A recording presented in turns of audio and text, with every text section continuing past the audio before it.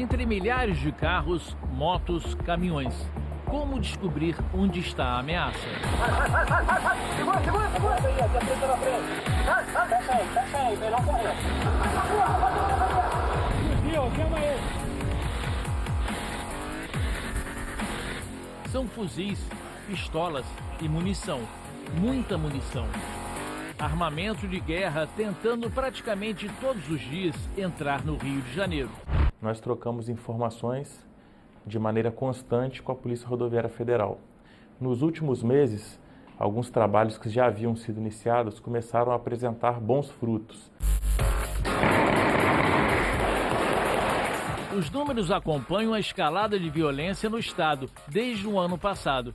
No primeiro semestre de 2017, foram apreendidas 62 armas nas rodovias federais do Rio de Janeiro.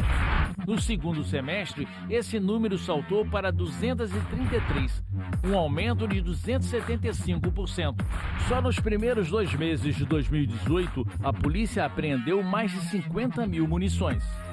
São armamentos de alta qualidade, novos e praticamente 100% de origem estrangeira. A origem delas é sempre a fronteira e o ponto final de entrega delas aqui são as comunidades do Rio de Janeiro. Por terra, a principal rota de entrada de armas no Brasil é a fronteira com o Paraguai. No Mato Grosso do Sul, as cidades brasileiras de Ponta Porã e Coronel Sapucaia, que fazem divisa com Capitão Bado e Pedro Juan Cabaleiro.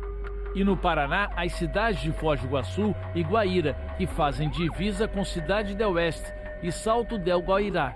Os carregamentos saem dessas áreas e percorrem, em geral, rodovias federais até o estado do Rio de Janeiro.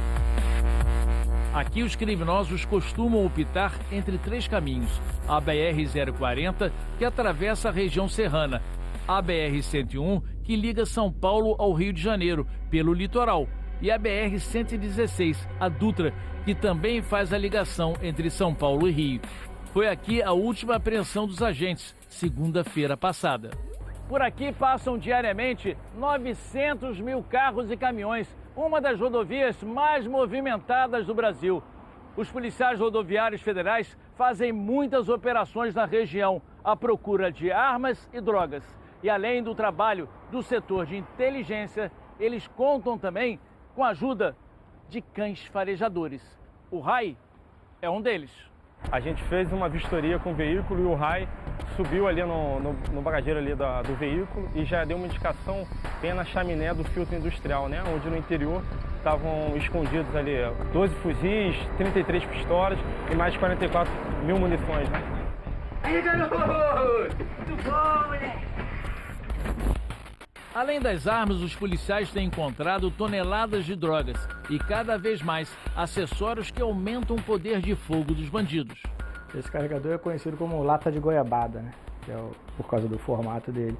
Isso é um jeito do crime pagar um pouco mais barato para uma arma que vai ter um poder de fogo parecido, vamos dizer assim, com um fuzil. Uma pistola que dá 20 tiros consegue, com o equipamento, disparar até 100 vezes, sem precisar ser recarregada. Outro dispositivo é o kit rajada, que aumenta a frequência dos disparos. E, entre tantos armamentos, alguns chamam a atenção. São presentes. Esse tipo de arma é uma arma já customizada. Ela deve ser encomendada para algum criminoso especificamente. As operações nas rodovias são a etapa final do trabalho para impedir a chegada das armas nas comunidades, principalmente na Rocinha, na Maré e na Nova Holanda. Os investigadores também tentam identificar e capturar os criminosos por trás dos carregamentos. Esta semana, um deles foi preso enquanto fazia uma tatuagem no Rio. Elton Leonel da Silva, conhecido como Galã.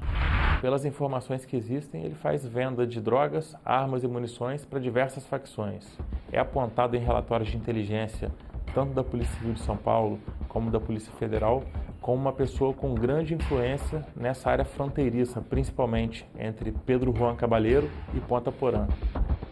Ele teria assumido o controle na região depois da morte do traficante brasileiro Jorge Rafat, numa emboscada em junho de 2016. Ele é apontado pelas autoridades paraguaias como o mentor desse plano que tirou a vida de Rafat. Galan estava morando no Rio usando documentos falsos desde dezembro do ano passado. Em fevereiro, foi para este endereço de luxo em Ipanema, bairro nobre da cidade. Aqui, um aluguel não sai por menos de R$13 mil. No local foram encontrados relógios de marca e um carro avaliado em R$300 mil. Mas Galan é apenas uma extensa rede do crime que espalha a violência no Rio de Janeiro. As ameaças não vêm apenas pelas estradas, também chegam pelo céu e pela água. Em meio ao conflito, só existe uma certeza. Cada munição que é tirada de circulação, cada arma, a gente está preservando vidas. Como um ex-contrabandista do Irajá, no Rio de Janeiro, se tornou o maior traficante de armas para o Brasil, segundo a polícia. Frederico Barbieri está preso desde o fim de semana passado em Miami, onde ele mora, e teve a fiança estipulada em quase R$5 milhões. Nossos repórteres na Flórida investigaram o passado de Frederico, que teria forjado um casamento para conseguir residência nos Estados Unidos. A primeira vez que Frederico Barbieri surgiu no radar da polícia foi no fim dos anos 1990.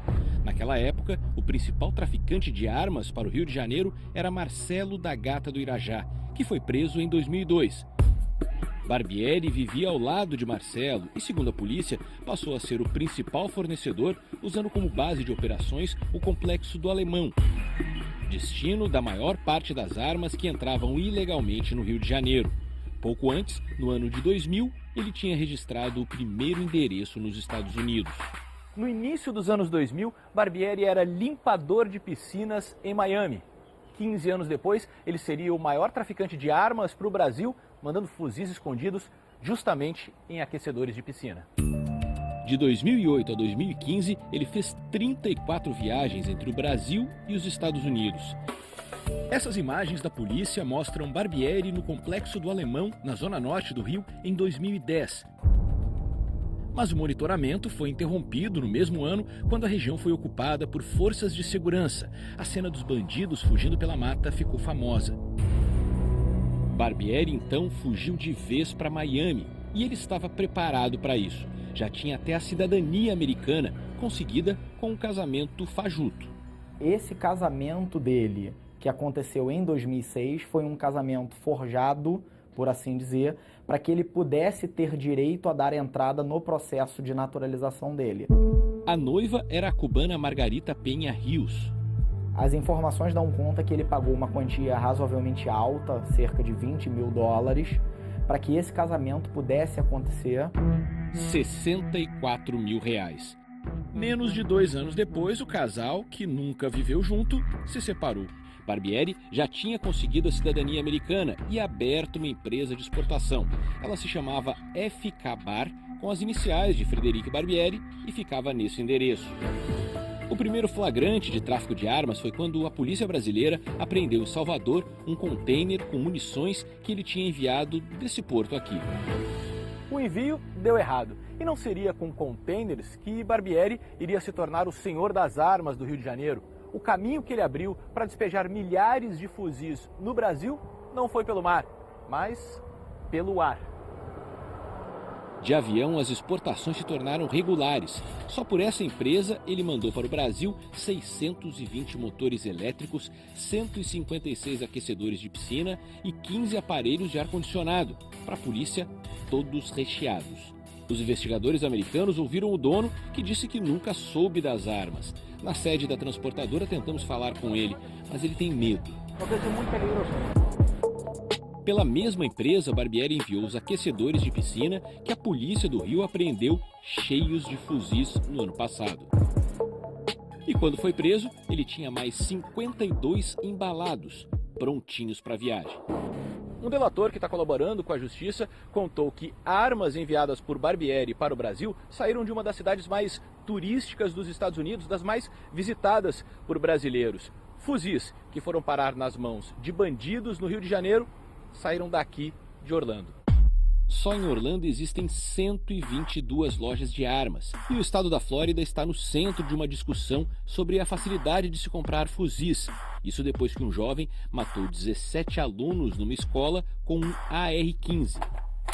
Esse brasileiro tem uma loja de armas em Miami. Aqui nos Estados Unidos a gente tem que reportar às autoridades quando dentro da mesma semana a pessoa compra mais de 2 pistolas de mão.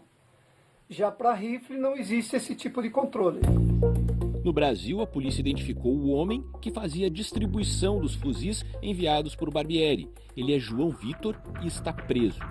Barbieri tem mandado de prisão no Brasil e pedido de extradição, mas a justiça americana estipulou fiança, $1,5 milhão para responder em liberdade. Se pagar, Barbieri terá que usar uma tornozeleira eletrônica no bairro Pacato, de onde entupia de fuzis o Rio de Janeiro.